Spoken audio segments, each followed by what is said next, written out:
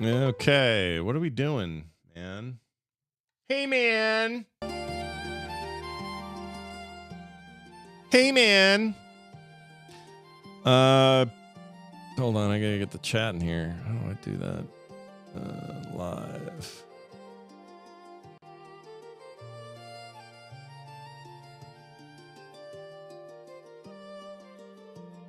Here we go. I'm gonna just get you guys in the visual here. So as we can seize you, you know. I'd like to seize you. There you go. Let's make sure it's working on this camera as well. Oh, it is. All right. I'm just going to keep this up. And we'll talk while I do this today. Wait, sign into chat. What? Hold on, that's not correct. I am signed into chat. Fert. Messages appear publicly. What's going on? Let me fix that. Something's effed.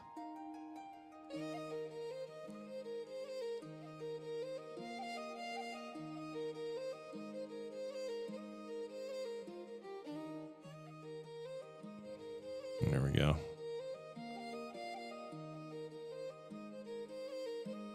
I don't know why it thinks I'm not. It's weird. I disk it. I think something changed in their layout. And I just need to tweak it. Just do a little croppage. A little croppagino. Okay, there we go.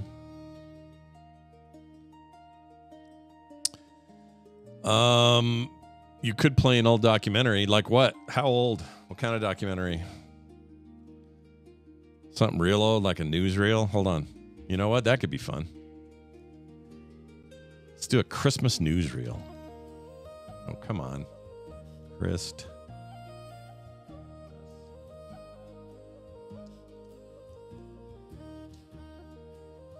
1940s.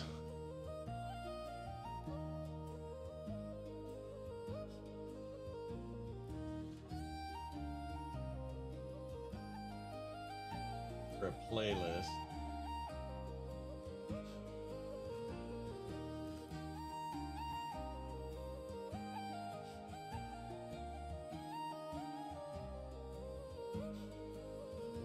All right, here we go. Let's try this. Hold on. Theater mode. Okay.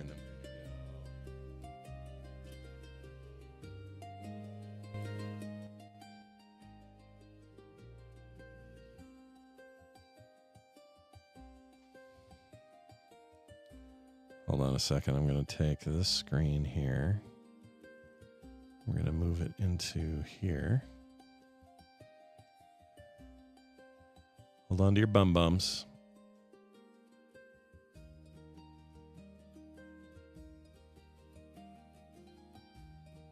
All right. You holding on to your bum bums? I'm just going to put this guy right up here. Yeah, you heard me. Yeah, you heard me.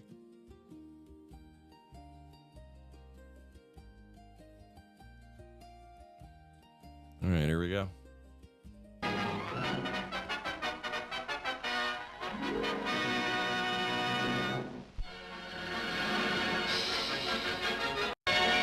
Cathy's Magic Carpet whisked us to New York for the Mammoth Christmas Parade.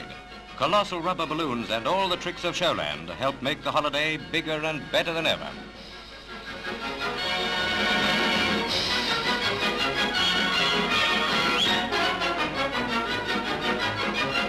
Day and night, it's all the same when you're celebrating. At Hollywood Santa Claus Lane, a lot of old friends join in the fun. Jack Benny and Rochester. And then comes rubber-tonsiled Edgar Bergen and Charlie McCarthy.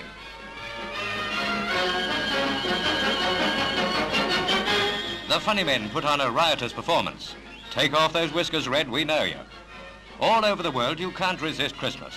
For British servicemen overseas, toys for the kids at home are priority number one. Treasured presents in many a Christmas stocking came from Naffy gift shops. The local kids look on, but the soldier's thoughts are far away by his own fireside, and the folk to whom his presents have gone. And now, a last-minute exclusive report from New York on the flow of presents to Britain's toy-starved children. Saying thank you for American gifts is Lady Halifax. I'm so happy to accept these gifts which the juniors of the American Women's Voluntary Services are sending to the British children. They are much more than acts of generosity. They are tokens of friendship, and they will endure when the toys are broken or outgrown. It's acts like these, which may seem so little but are really so great, that will count in the coming years when the friendship and understanding of the American and British peoples will mean so much to the peace and happiness of the world. The Christmas atmosphere got into everything. Whilst From I London's record buses and for us. trams, finalists lined up to find the Queen of the Clippies. Evelyn Dall and Peggy Ashcroft were the judges, the lucky people. Ladies and gentlemen, I am happy to announce So is this that an the early winner hovercraft? of the all sections competition is Mrs. Churchill of Hanwell Bus Garage. Beauty queen or not, there's a 97 bus waiting next morning for its conductress. With a £10 prize and a husband due for leave, this was Mrs. Churchill's lucky Christmas. No relation to Winston, I don't think. Cathay takes you backstage as Panto Time returns to the theatre. The familiar magic of Cinderella is back in Jack Hilton's show at London's Adelphi Theatre. On stage or off for the next few weeks, it's Panto for breakfast, tea and supper. From Cinders and Prince Charming to Bud Flanagan in his favourite role as Buttons, the cast took time off to put on a special show for our Christmas edition. It's on, Your Highness. It's on. And I'm going off. You've been going off for years.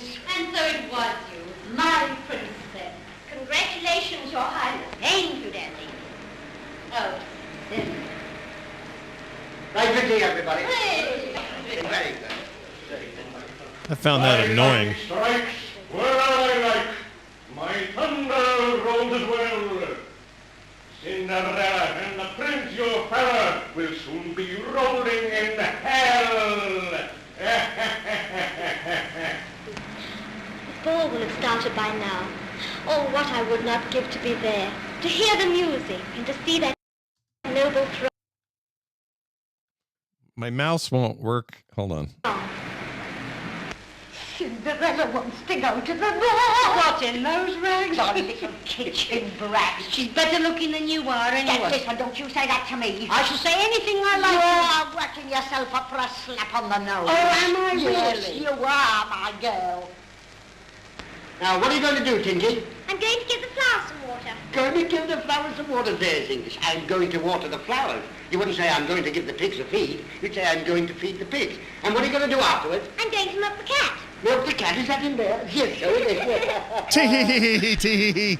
I am the Baron Stonybroke of Stonybroke Hall, blessed with 2 hideous daughters and 1 very lovely one, Cinderella.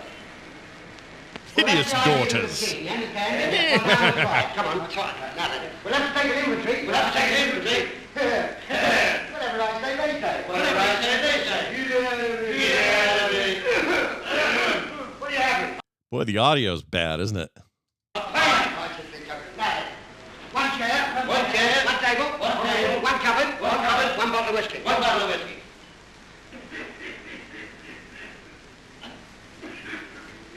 Start again. One chair, one table, one cupboard, one bottle of whiskey. Merry Christmas, everybody. That was terrible. Freaking terrible. The White Mountains look today very much as they did on that Christmastide nearly 2,000 years ago, when And in in here, far-off Brian in Bethlehem here. only a The handful show. knew it to be the Hello, birth Brian of the Ibben. Christian era. At sundown every Christmas Eve since then, joyful mankind has waited for the dawn of Christmas Day. The choir of St. Michael's College, Tenbury in Worcestershire, directed by Lucia Nessinger, sing those ageless carols praising the infant Jesus, recalling the virgin birth in a manger Later. when there was Lots of no fun room stuff, at the inn. Yeah. So tuck in.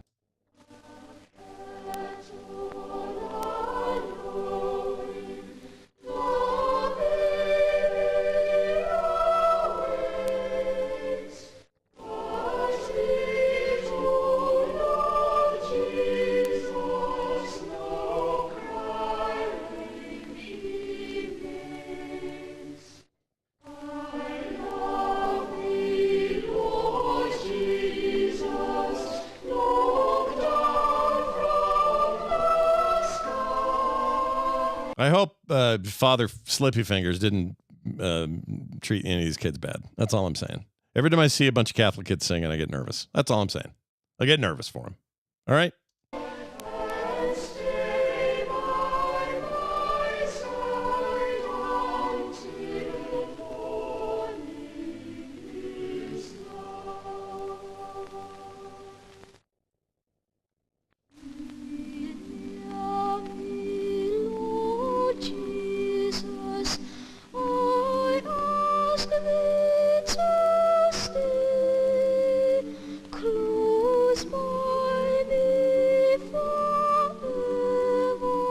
Pretty soon that kid's he's gonna go, oh.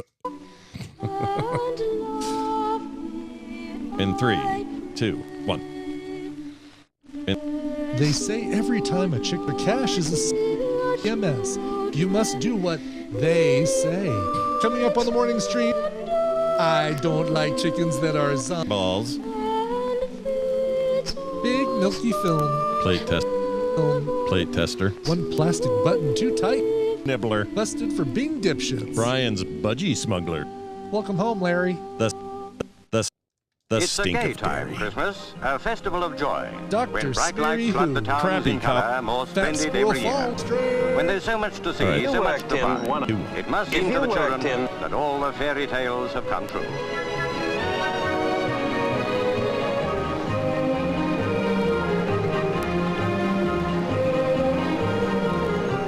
It's not all for children. And where's the girl, properly approached, who won't fall into the spirit of it at Christmas when there's mistletoe everywhere? And what a lovely custom it is to give presents all round. Drop a few hints in the early days of the month, and the odds are that there'll be wonderful surprises on Christmas morning.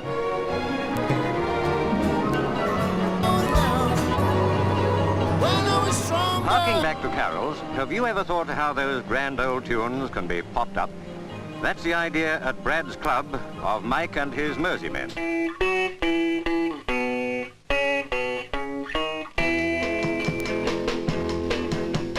Good King Wenceslas last looked out on the feast of Stephen. When the snow lay round about, deep and crisp and even, brightly shone the moon that night, though the frost was cruel. When a poor man came in sight, gathering winter fuel. Sandwich, holy crap. This guy looks like, who's the Hulk that won off time? Last Onion guy.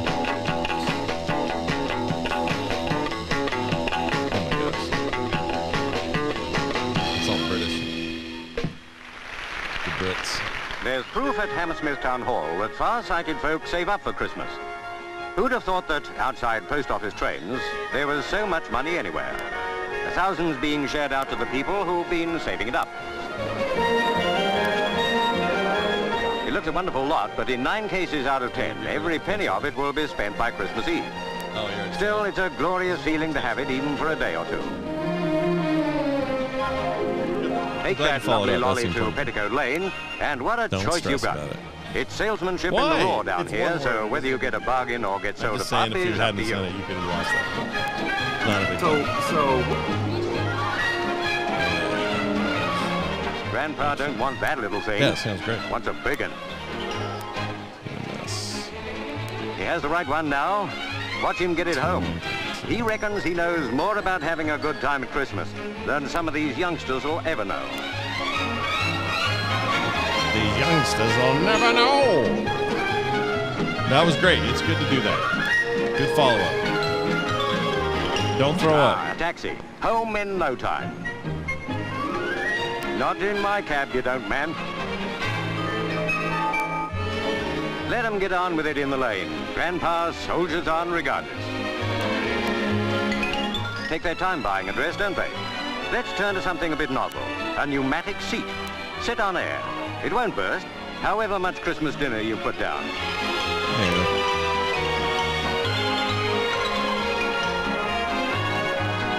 Can't do without milk. It solves Grandpa's transport problem. In winter quarters at Ascot, Mill Circus polished up the big show they always bring to London at this time of the year. How quiet it must seem to them away from the crowd. No audience cheering and laughing at everything they do. Is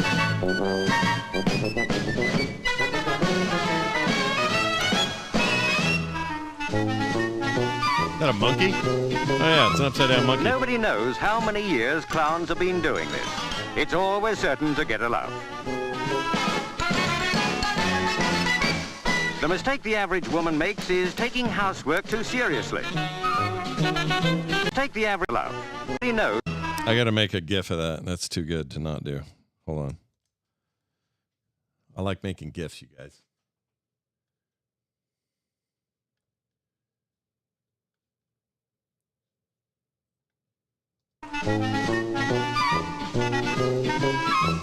Nobody knows how many years clowns have been doing this. It's always certain to get a laugh. The mistake the average woman makes is taking housework too seriously. The never-failing slapsticky. There we go.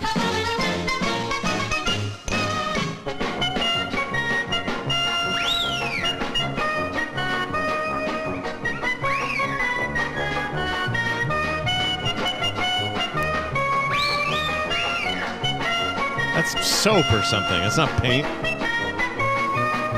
What is that?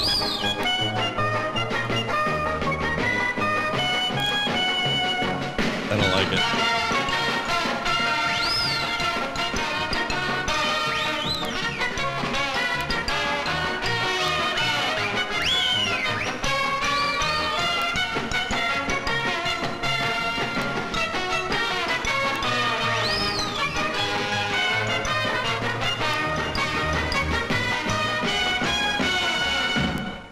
Say Christmas was invented by Dickens. At St. Mary's Hospital for Invalid and Crippled Children, Plaistow, they know nothing about that. What they do know is that the Variety Club can be relied on to send toys for them all.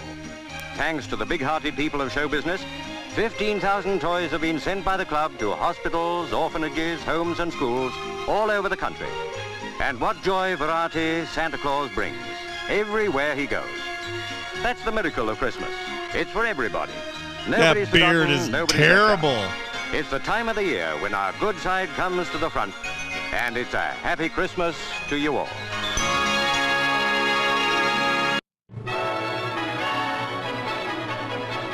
Christmas time's good time. It's lasted 2,000 years. It will last untold thousands to come. The spirit of Christmas. The lights blaze everywhere. Cares are forgotten. The good that's in all of us, which we're so shy to parade for most of the year, gets a chance to show itself. And it's the youngsters starting out in a wonderful world who are uppermost in all our minds at this glorious time. What grand things we can give to them. The rapture of the magic shop windows is for the children, something which only they can savor to the full. And what a thrill it is for them to gaze and hope that their stockings will hold things as good as these when Father Christmas has paid his visit on the most exciting night of the year. No wonder everybody wants to pour into the West End and all the other cities and towns where the lights cast their spell over young and old. And though the pavements are jammed and the roads blocked solid, nobody seems to mind.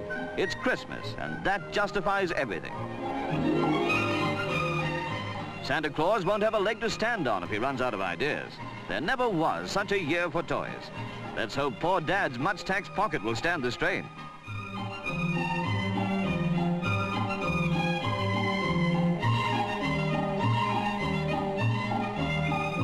Most of these kids are dead. Time, let's watch a real magician in action. Uh-oh. That's his wiener. Can you figure it out? No use asking old Scatterbrains. Goes in one side, out the other.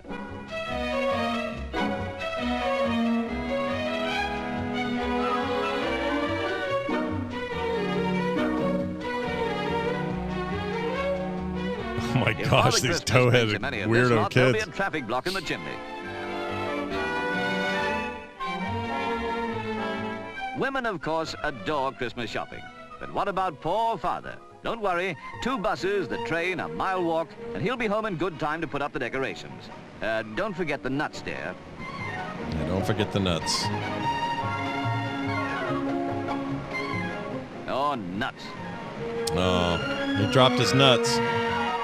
And don't forget the Shame. crackers. This year, they're not just to please the kiddies. Here's one with something for father. Ask the manager, and he'll tell you where you can buy some like it.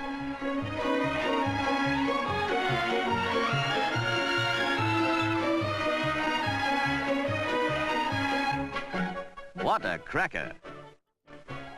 At the Savoy, those great-hearted show business people, the Variety Club, held their annual Christmas lunch to collect toys.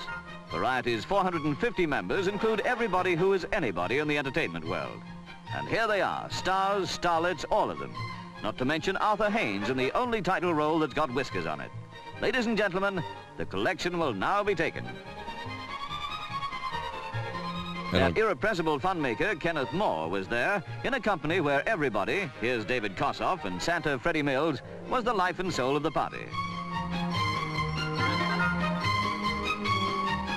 Carol Leslie contributed to the good cause as well as making sure, just by being there, that this would be a day to remember.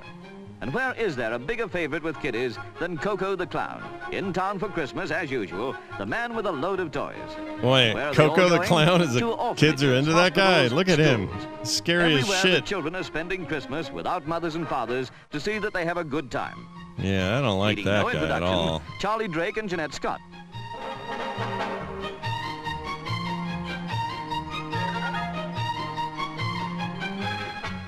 It's all right, Charlie, it really is Freddie Mills. St. Mary's Plaistow was one of the hospitals where the toys went. And what a grand time the little patients are having.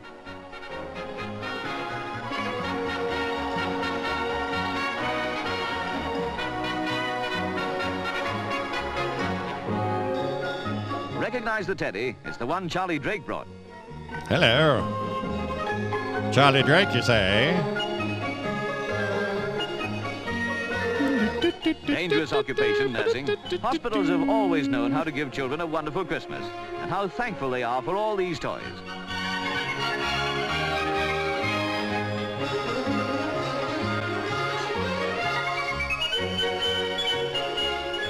Pathy gave a Christmas party with a Punch and Judy show as the star attraction. Time to look behind and quicker, boys and girls.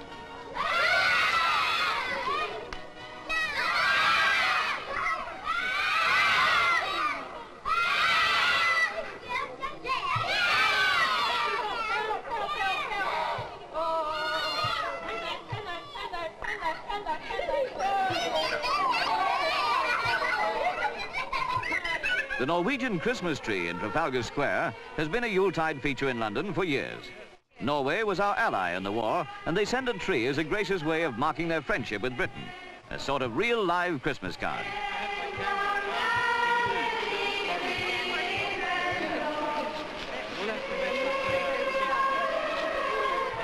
Thousands and thousands of Londoners this Christmas time will see a touch of Norway brought to Trafalgar Square.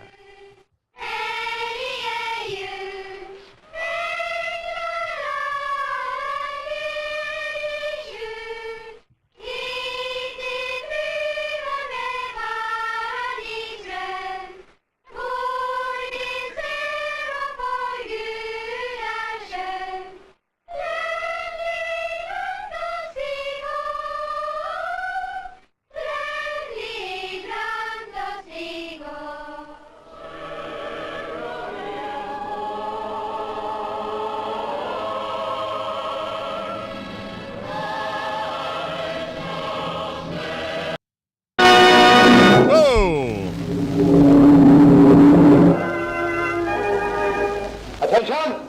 Tribunal. Judges from Britain, America, Russia, Sorry, and that was France loud, assemble dude. in Nuremberg's courthouse. Empowered to impose sentence of death, or such punishment as it may consider just, the tribunal sits in judgment upon 20 leaders of the Nazi party. Yeah. After a first day spent in reading the 30,000-word indictment, the unemotional tones of Lord Justice Lawrence, President of the Court, open the second day's proceedings. On Thursday, the 18th of October, 1945, in Berlin, the indictment was lodged with the tribunal. Tribunal. And a copy of that indictment in the German language has been furnished to each defendant and has been in his possession more than 30 days. So begins the case of humanity against the makers of war. The defendants to plead guilty or not guilty to the charges against them. Hermann Wilhelm Goering. Thinner, and without the notorious medals, the once mighty Nazi number 2 still postures in the limelight. Nazi number 2. While he waited in the dock, he wrote a statement which he tried to read before entering his plea. He said, "Before I answer the question whether I am guilty or not guilty," and that was as far as he got. Bevor ich die Frage des Gerichtshofes beantworte, ob ich mich schuldig oder nicht schuldig bekenne, I informed the court that defendants were not entitled to make a statement. You must plead guilty or not guilty. Guilty? Bekenne mich im Sinne der Anklage nicht schuldig. Furious, the one-time Reichsmarshal shouts, "I declare myself not guilty." And now Hess, the mentally hazy Hess, the lost memory man. Rudolf Hess.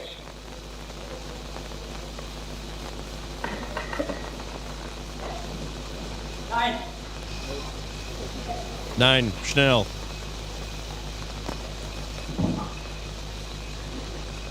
That will be entered as a plea of not guilty. The Ribbentrop, pale, nervous, picks up the refrain of not guilty. Bekenne mich im Sinne der Anklage für nicht schuldig. Object lessons in psychology. The character of each comes out in the manner of his not guilty plea. Wilhelm Keitel. Ich bekenne mich nicht schuldig. Wilhelm Frick. Ex-Minister of the Interior. Nicht schuldig. These cocky bastards. Pronounced sane by medical experts, Jew-baiter number 1 stands trial with arrest. Nicht schuldig. Walter Funk. This is Hitler's ex-economic advisor.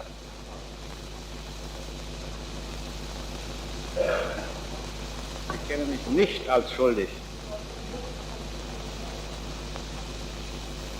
Hjalmar Schacht. Hitler's money wizard varies the words, but still pleads not guilty.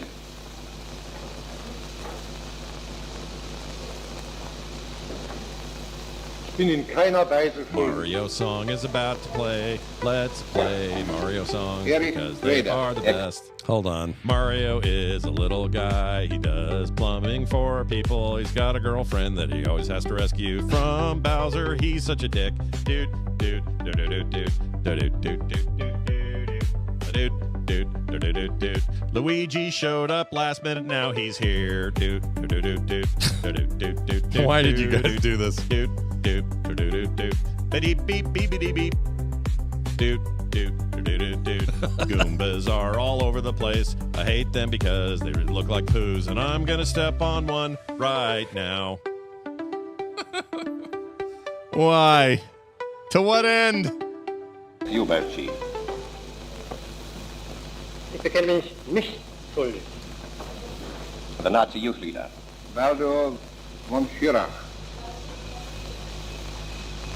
Ich bekenne mich im Sinne der Anklage als nicht schuldig. Did any do guilty? Arthur Seyss-Inquart. Ex-Gauleiter of Holland. Ich bekenne mich nicht schuldig. I don't remember. Albert Speer. Now the backroom Nazi and armaments chief. Backroom Nazi. This is fascinating to me. There have always been ambitious and ruthless men ready to gamble with the lives of their fellows. Now, for the first time, international gangsters stand trial as common criminals. Goering still trying to read his statement and still getting nowhere. You are not entitled to address the tribunal except through your counsel at the present time. Opening the Allied case against the defendants, Chief American Prosecutor Justice Jackson. Of opening the first trial in history for crimes against the peace of the world, imposes a grave responsibility. The wrongs which we seek to condemn and punish have been so calculated, so malignant and so devastating that civilization cannot tolerate their being ignored because it cannot survive their being repeated. Goering was still switching from glum despair to spells of clowning at the end of the second day's proceedings. But the lengthening list of counts covered by the indictment left its mark on everyone but Hess, who showed little interest in anything. Goering wrote sheet after sheet of notes and suggestions for his defending counsel. Ex-War Chief Keitel and Ribbentrop spoke only rarely. Hess came to life once. Perhaps he'd forgotten to remember he'd lost his memory. Well, man. On the third day, Major Coogan took over the prosecution. First, a brief reference to the history of the Nazi Party. The court will no doubt recollect that the National Socialist Party had its origin in the German Labor Party, which was founded on the 5th of January, 1919 in Munich. It was this organization which Hitler joined as 7th member on the 12th of September, 1919. At a meeting of the German Labor Party held on the 24th of February, 1920, Hitler announced to the world the 25 theses that subsequently became known as the unalterable program of the National Socialist German Workers' Party. As a new religion, the faith of the blood, superseding in individual allegiance all other religions and institutions. The defendant Rosenberg and the defendant Streicher were particularly prominent in disseminating this doctrine. Much of the evidence to be offered in this case will illustrate the Nazi conspirators' continued espousal and exploitation of this master race doctrine.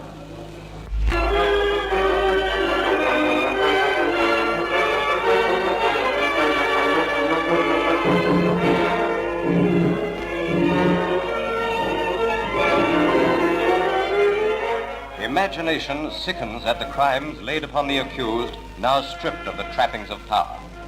The world's writ has run to Nuremberg, and justice waits.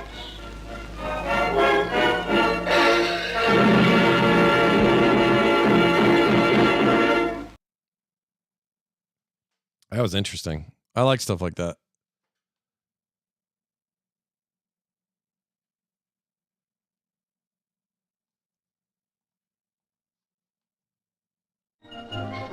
From a creature kept alive by skill and devotion to an equally fragile but comparatively dead art, kept alive by the skill and craftsmanship of men like Frank Hill at a glassworks in Wealdstone. The manufacture of Mille-Flore paperweights.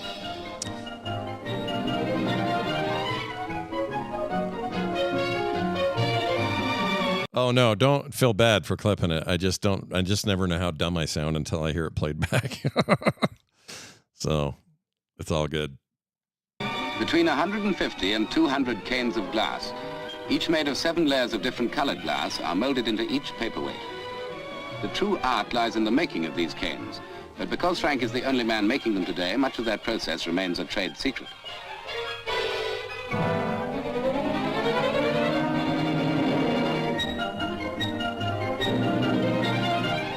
An art with a colorful history, glassmaking goes back hundreds of years, and this type of paperweight was originally made in France in about 1845. The tradition of craftsmanship is older still in the Hill family, knowledge being passed from father to son. But even more remarkable, the furnaces here have never been out since the studios began on the site of the Whitefriars Monastery in the London of 1680.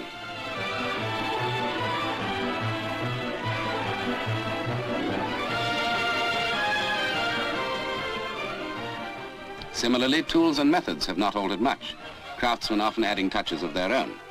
For example, once the molten blob of glass has been placed over the glass canes, it is rolled again on a piece of wet newspaper to get its final polish.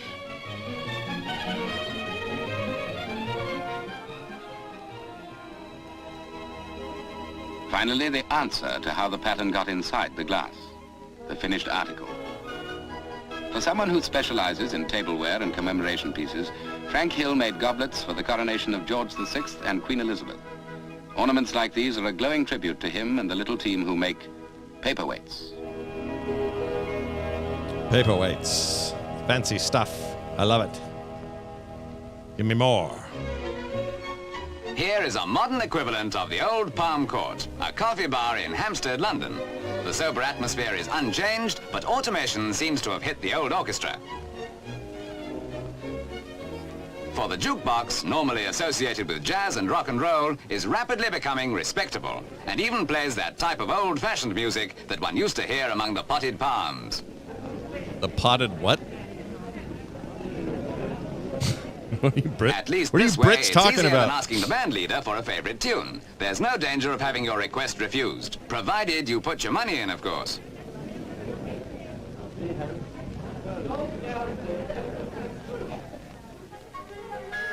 And now, behind the scenes at a factory in Ilford, Essex, to see how that orchestra is fitted into the box.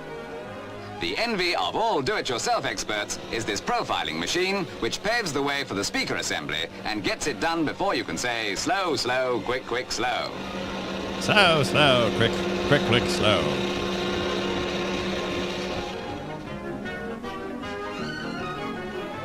Several hundred of these machines are completed every month, many of them for export. In one of the larger machines, which offers a choice of 160 different tunes, there is no less than 1,000 feet of wire, used mainly for the complicated selector button system.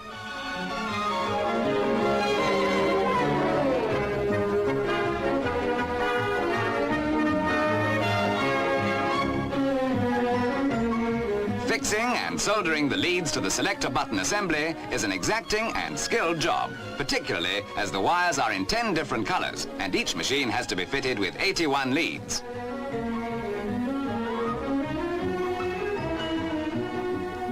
One of the most delicate tasks is the assembly of the record return arm, which must be accurate to 1/5000th of an inch.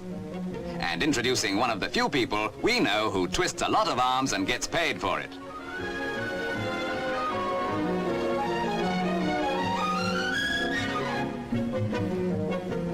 The final testing of the mechanism requires skill, patience, and great care. Each machine is given a mechanical third degree lasting 8 hours, and every last minute part takes its turn under the spotlight.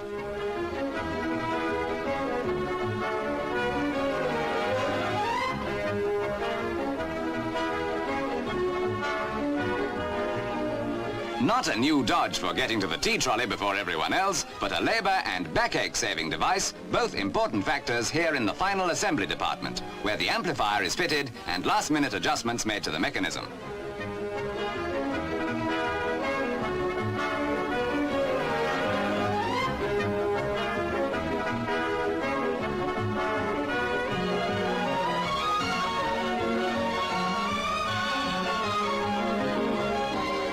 The finished machine is installed in a coffee bar where it will give enjoyment to thousands of lovers of light music.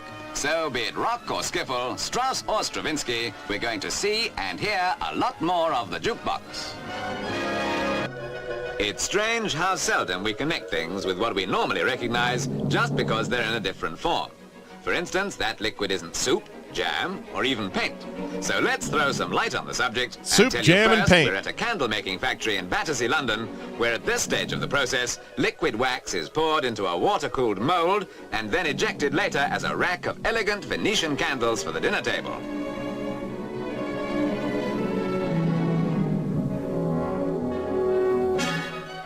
Actually, because of the invention of electricity, and more recently fluorescent and neon lighting, people tend to think that candles are merely something from the past. And yet, of course, the distinctive qualities of the candle, its warm glow and serenity, for example, will always ensure a steady flow from the production line. Note that the shapes are formed over one long wick, which is then cut to separate them from the next batch. The emphasis today is naturally on ornamental candles of all shapes and colors. Yet at various times they had other practical uses, such as in auctions by candle in the 17th century. While it's said that Alfred the Great had time-keeping candles, each with 12 divisions marked on it. So there was no excuse whatsoever for burning those cakes.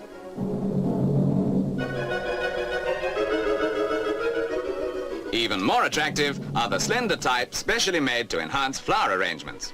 You'll notice later that these burn at an angle so that the wax never drips.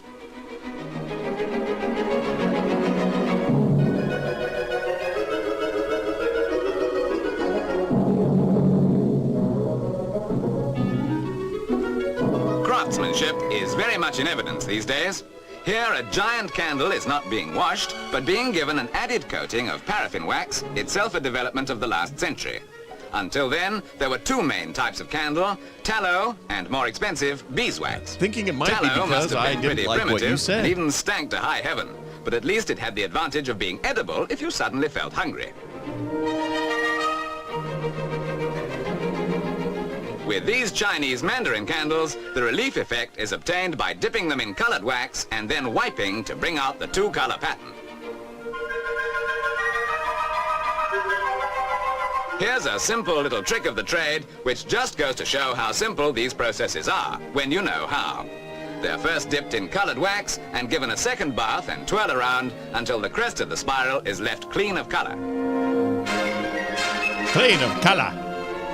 These delightful finished exhibits prove conclusively, if we wanted proof, that any arguments about candles being a thing of the past are just not worth a light. If that was a little confusing, let's see if you'll bark up the wrong tree when we ask you to see if you can identify this strange contraption and its setting. Surprisingly enough, it has nothing to do with atomic research, although we'll guarantee the answer will rock you just the same.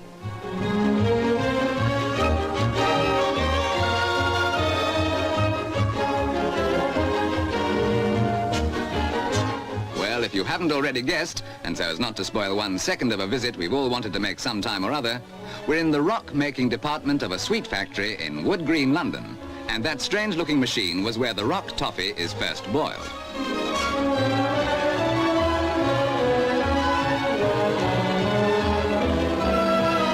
Stuff's really hot.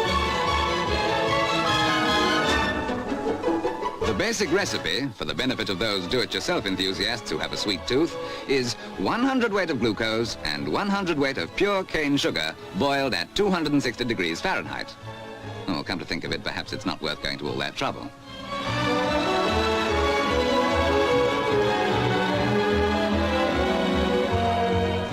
So it's hard candy.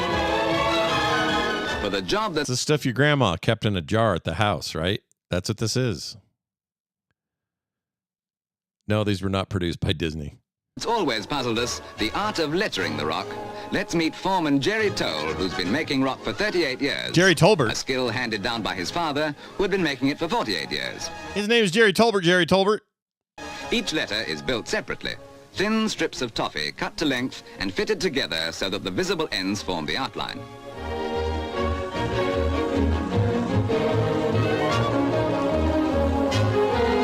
Oh my gosh. What is that going to be? When the letters have been fitted in, this large lump of toffee, called a batch, weighs about 200 weight. Still in a soft, doughy state, it molds easily in the skilled hands of these craftsmen and is rolled into shape like a huge, appetizing Swiss roll. Like a big burrito. Hold on. I'm going to get a screenshot of that. Soft, doughy state, it molds easily in the skilled hands of these craftsmen and is rolled into shape like a huge, appetizing Swiss roll. There we go.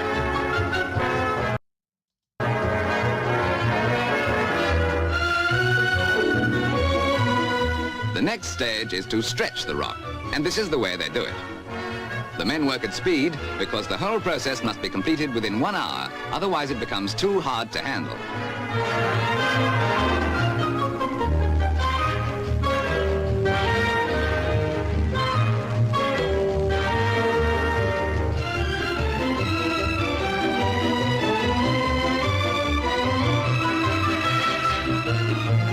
final rolling and stretching is done by hand, until what started as a lump of toffee, not much longer than a walking stick, has become 180 yards of trim rock. Gotta be a better way, man.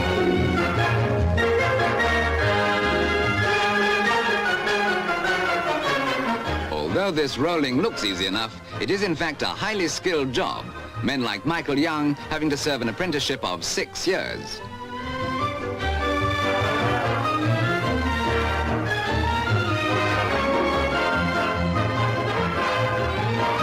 Finally, the rock is cut into strips 7 inches long, in itself a fascinating performance.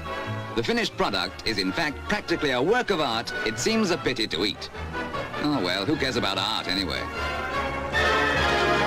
Sitting in Dad's favorite seat in Junior's model rocket is the test rider at a South London fairground toy factory. In Junior's Hold up. I gotta get that. Oh, shit. That's funny. All right, hold on. Sitting in Dad's favorite seat in Junior's model rocket is the test rider at a South London fairground toy factory. Called Spaceship, the model is typical of the way fairground toys are now being geared to modern youngsters' ideas about fun. That's amazing. Yesterday's rocking horse has had a stripe or two added to become a more modern favorite. Other horses are still popular so long as they're real cowboy style with all the trimmings.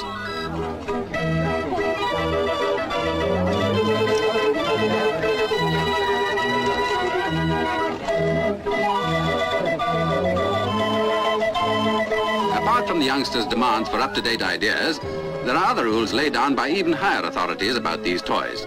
They must be robust and danger-proof, and any electrical parts must work on only 12 volts. None of the horses must bite either.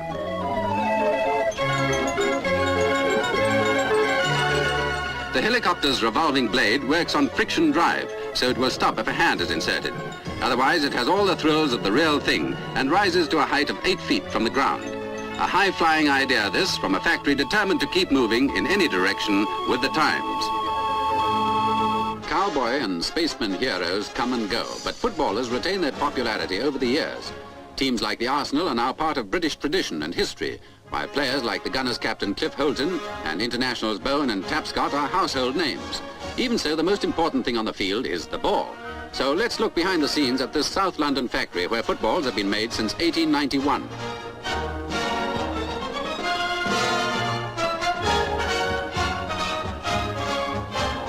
Although the finished article takes such a beating, the ball is nevertheless a delicate piece of craftsmanship.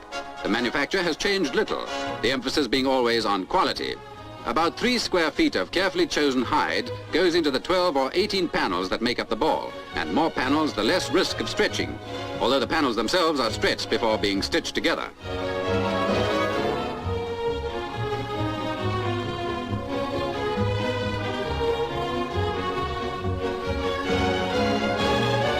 This is the way it's done by 70-year-old Joe Kidd, a retired policeman.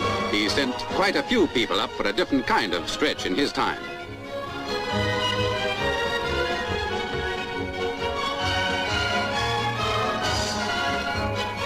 Next stage is to put the panels together, and here there is no substitute for hand sewing. Turned inside out, the panels require roughly 500 stitches, one 12-panel ball taking as long as an hour and a half.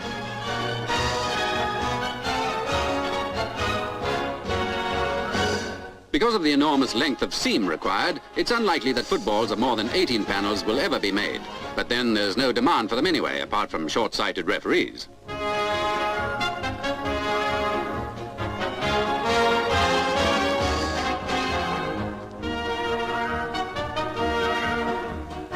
Finally, the bladder is inserted, inflated to a pressure of 12 pounds per square inch, and the ball is finished apart from the usual tests.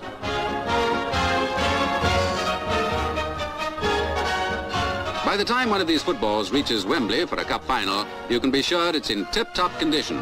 So if your team loses, by all means blame the referee, but don't blame the ball. To a place where history is always being repeated. Here, at a famous North London firm of geographers, 60,000 globes of the world are made every year.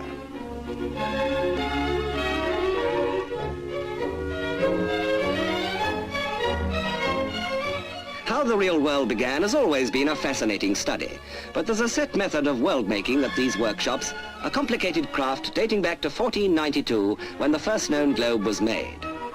Round a solid ball of wood is built up a hollow shell of stiff paper, which is then coated with plaster.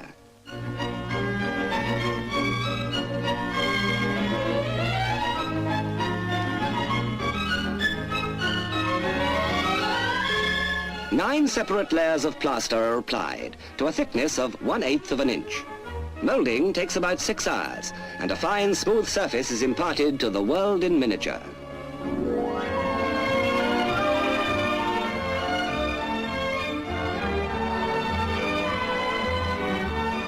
Once the globe is set and dried, it passes to another department where the covering map is pasted on.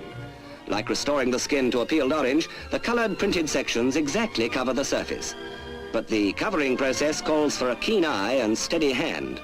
A fraction of an inch out. That is a pain in the ass. Don't you think? There got to be better ways to do. Well, I'm sure there are now, but that's just insane. Oops. Will put the world miles out of joint.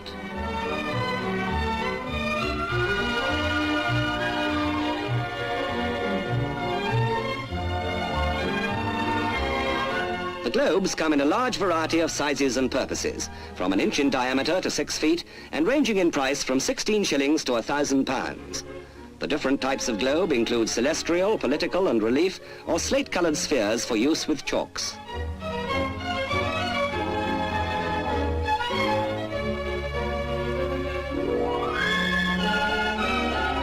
In keeping with their subject, the globe makers have a world market. 90% are made for export. They're printed in all languages, including Russian, and the majority go to schools.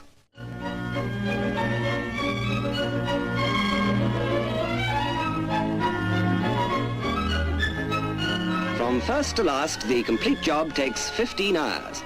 A final coat of varnish adds a protective shine.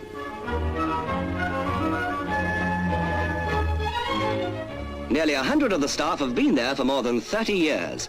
While the rest of mankind does its best to blow the world up, they like building a new one.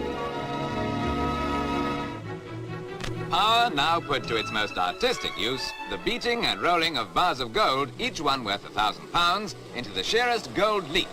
At this factory in Ruislip, Middlesex, first stage is the casting of the gold bar. Most of us would be perfectly happy with just a bar of the stuff, but because of its brilliance of effect and remarkable durability, gold is put to more practical uses. And that gold bar we saw, after being beaten by hammer, is now rolled with increasing pressure into a ribbon 300 feet long and 1/1000th of an inch thick, and then cut into squares.